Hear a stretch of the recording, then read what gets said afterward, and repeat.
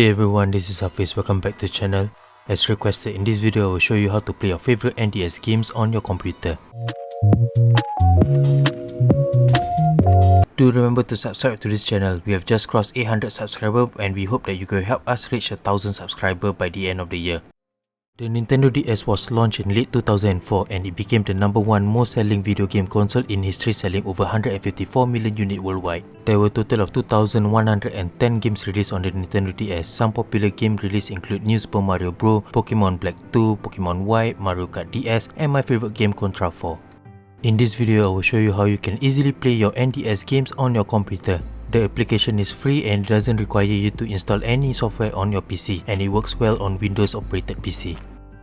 There are 3 good emulators to run your DS games on your PC, but in today's video we will focus on the MelonDS Emulator. I will be making a video showing you how you can run your NDS game on your Android phone using the Drastic Emulator. Do remember to subscribe to the channel so you'll be notified when the video gets released. Alright, let's start. Use the second link in the description to download MelonDS. There's a few versions of it, but this one seems to be the most stable. Here I've downloaded it onto my desktop. Using 7-zip or WinRAR, extract the file onto the desktop. Select the file and drop it onto the desktop.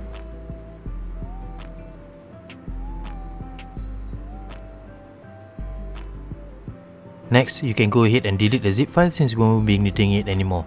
Open up the MelonDS folder. Inside there will be some BIOS file, emulator and config file. Open up the ROMs folder. This is where you're going to place your backup NDS ROMs file. Here I've included a ROM hack for you to check out.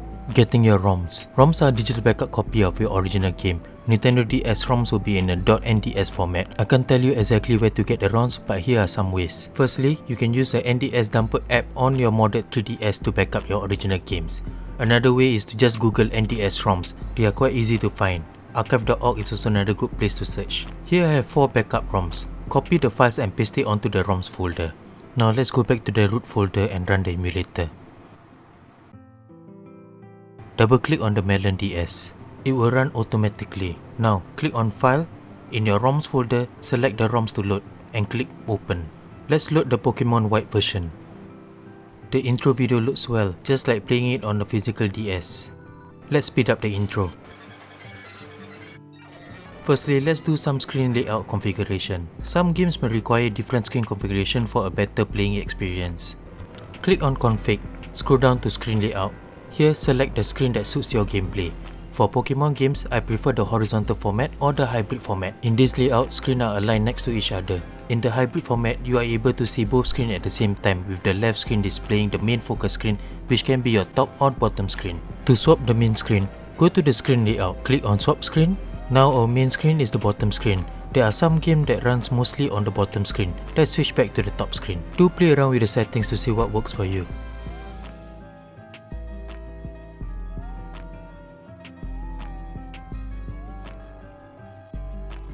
Let's toggle the emulation setting. Under the config video setting, you can optimize the emulator so that it runs accordingly to your hardware. Here I'm running on a 5x NDS native resolution. If you have a powerful PC, you can actually go higher. Setting to a higher resolution will result in drop of frames. Thus, from my experience, setting to 5 to 6 times resolution will be good enough. Let's map the control. Here I'm using an Xbox 360 controller connected over Bluetooth. The game controller will be used for direction pad and buttons, while the touchscreen will be controlled by the mouse. Under the config, click on Inputs and Hotkeys. Change the layout of the button accordingly depending on your game controller or keyboard. Next, click on the general hotkey buttons. Remember to set up the buttons for fast, forward and toggle speed. This is useful as it will help you run the game faster so they can skip through the cutscene and Pokemon battles.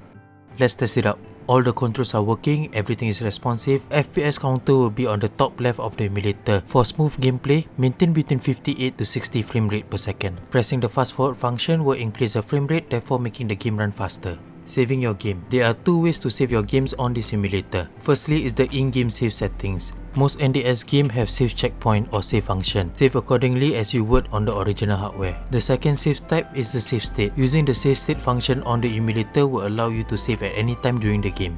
Alternatively, you can press the Shift and F1 button. Now that the game is saved, continue the game as per normal.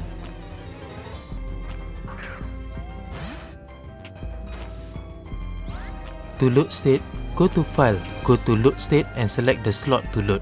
Now we are back at where we last saved.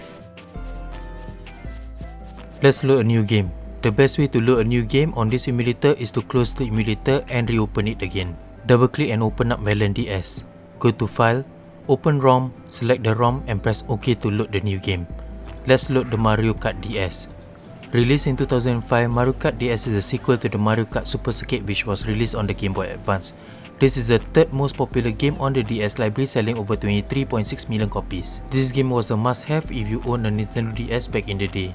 Here are some of my Nintendo DS game recommendations that is worth checking it out. Firstly, we have Solatorobo Red Hunter. In this action-adventure role-playing game, you take control of Red, an adventurer pilot who controls a small mechanical robot with long arms that can grab and throw objects, similar to the power loader used by Ripley in the Alien movie. To get a physical copy of this game will cost you about 290 to 420 USD. This game is fun and definitely worth checking it out. Next, we have my favorite NDS game of all time, Contra 4.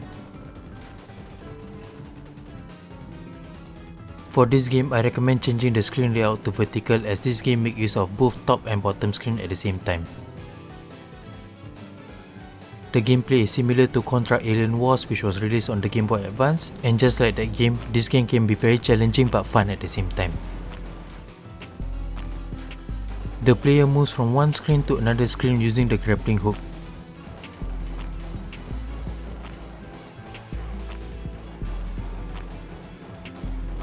Next, we have Prince of Persia Forgotten Time. This game mostly uses a touchscreen. In this case, the game is fully controlled using the mouse. Playing this game with the mouse does remind me of playing old school Adobe Flash games on websites such as Newgrounds and Miniclips from many years ago. If you enjoy the Prince of Persia game, check out the Prince of Persia The Fallen King. I've yet to play the game, but based on review, it seems like a good game to try out. Batman the Brave and the Bold is also a good game to check out. Based on the animated cartoon series from Cartoon Network, this game utilizes the gamepad and the touchscreen. In this adventure side-scrolling action game, you have to work with the other heroes to take down the Gotham Rogues. Each character has its own unique ability and skill. The player need to interswap between heroes to complete the different obstacles in their way to reach the level boss. The last game to check out is the Thundercats. Thundercats is a 2D platforming game where you control Lion-O, the leader of the Thundercats. Using the Sword of Omen and with the help of the other Thundercats, you have to defeat the various enemies that stand in your way. This game was based on the recent reboot of the Thundercats series which was released in 2011. Even though the game graphic is not fantastic and the controls are repetitive, but personally I enjoy playing this game as this is the first Thundercat game ever released. Do try out this game for yourself and let us know in the comments what do you think of it. And there you go guys, that's how you play your favorite Nintendo DS games on your computer. This method is great for someone who don't own a Nintendo DS but wants to experience the Nintendo DS game library. Let us know what is your favorite Nintendo DS game. And with that, as always, remember to subscribe to the channel and leave a thumbs up. Thank you for watching and I'll see you in the next video. Take care and stay safe everybody.